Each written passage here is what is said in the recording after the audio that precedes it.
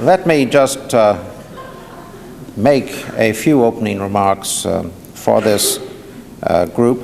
I applaud your efforts. I applaud it because you are a part of what might be called a new science. And a new science always starts in the head of an individual. It isn't something that emerges de novo. And this is one of the things that interested me about F.M. Alexander, probably a very difficult man from time to time, perhaps even an impossible human being from time to time, but convinced of his own degree of honesty, integrity, and righteousness. Now, I'm not going to talk to you about righteousness per se, but there is, in fact, in a substantive element of science, the notion that one has to have a vision, one has to have a belief, one has to have a direction. And it was obvious that F.M. Alexander had all of these things. And I think that this is one of the things that fascinates me about not just this man, but about the movement, because it decided to integrate mind and body. It looked at the interrelationship of both. The fact that the body is responsive to the mind, and that the mind may misdirect the body. My feeling, to be very frank about it, is that the Alexander method is fascinating from the standpoint of motor inhibition, reflex inhibition, which is what you people practice. But I think even more so was Alexander's merit to identify this relationship in an empirical fashion, which goes way beyond, far beyond, that of his contemporaries of the time, doctors in particular, who probably even ridiculed him.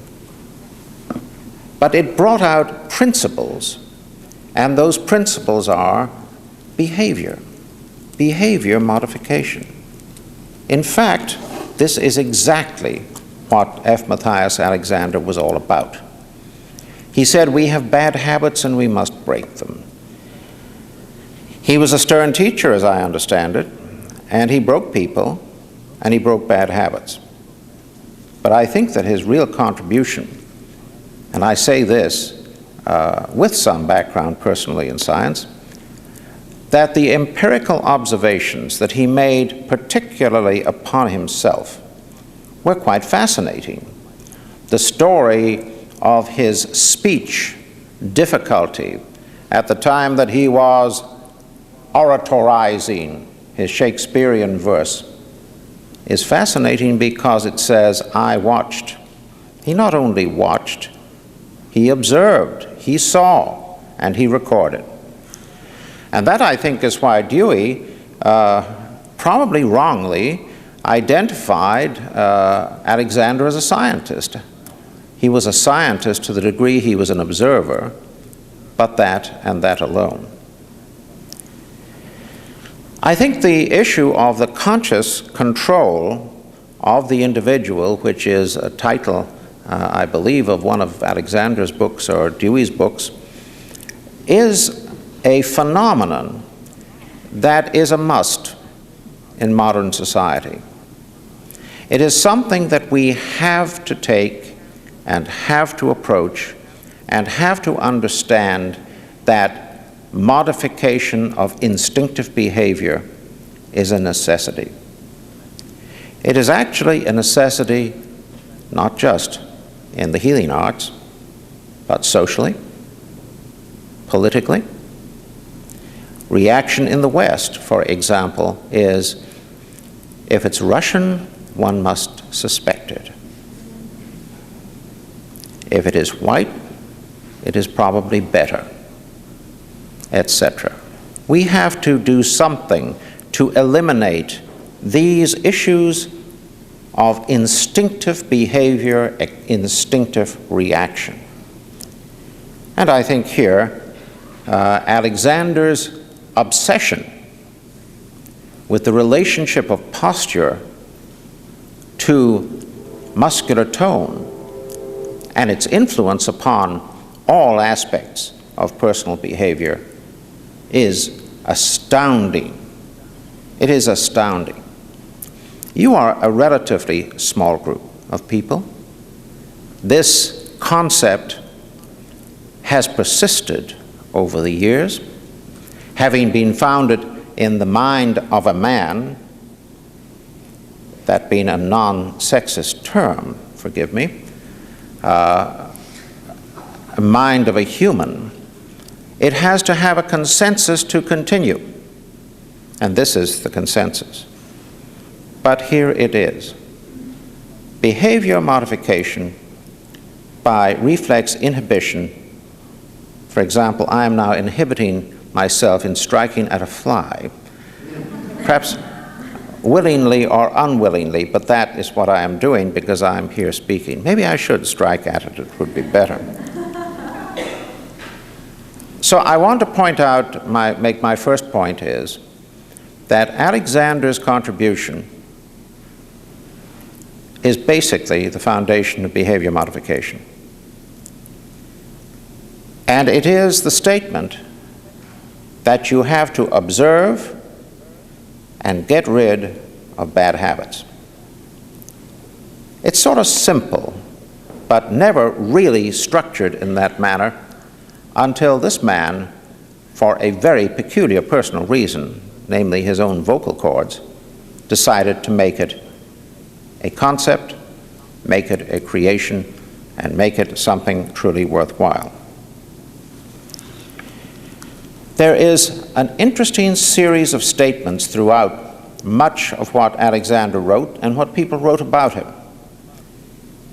They talk about the act of living, not just posture per se, but the whole entity of relaxation, of inhibition, of those negative phenomena in the musculoskeletal system, for example, that cause inappropriate behavior, incomplete fulfillment, improper speech, improper motion, improper dance, improper acting, all of the things that many of you know about and deal with in your professional day-to-day work. Now, Judith Stransky was kind to say that I was referred to her as a client. I use the old-fashioned word patient. A patient is an individual with a problem who goes to somebody who knows more about it than they do, expecting some help and relief. And actually, I was sent to her by a dear friend of mine, Murray Kahane. Murray's wife had the thrill of all times for a Jewish mother a couple of nights ago when her son played at the Hollywood Bowl, and it was on the Hollywood Bowl, Kahane plays Mozart. And he won the Tchaikovsky Award about 5 years ago for piano in Moscow. So that's a little note about Murray and his offspring. And when I went to Judith, I went with a great amount of enthusiasm, because although a physician and perhaps even a physician scientist, I have always believed, and very strongly believed, that there are many things we do not know and probably never will or never can know.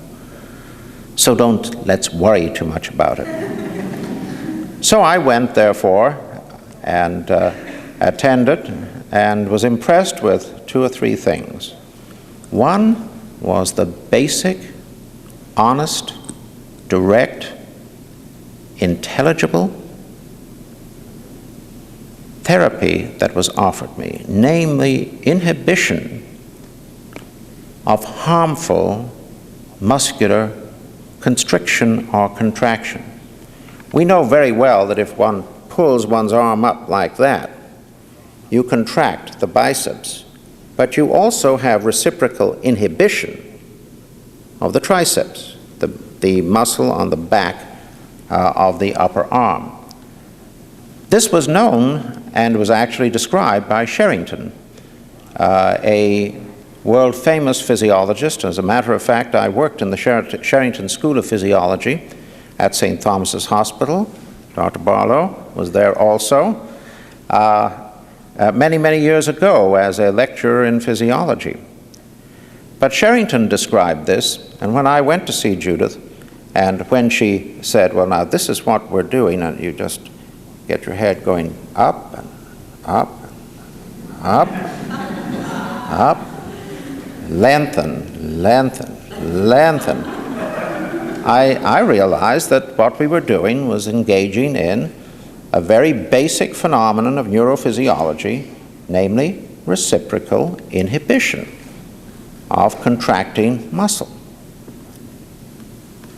But there was more to it than that. There was a great sense that I got, and I hope that you all have it, and if you don't, get it. If you don't have it, get it. Was this feeling of somebody being on my side and somebody really wanting me to succeed terribly and do it, you know. Now, that's good. Wonderful. Wonderful. The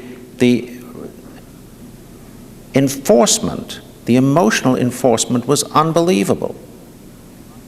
And to me, that made all the sense in the world. Yes, okay, so I'm a consulting cardiologist, so I do this and I do that and I do the other, and I see people about their hearts and it's very bad news or it's very good news, and all of this and all of that.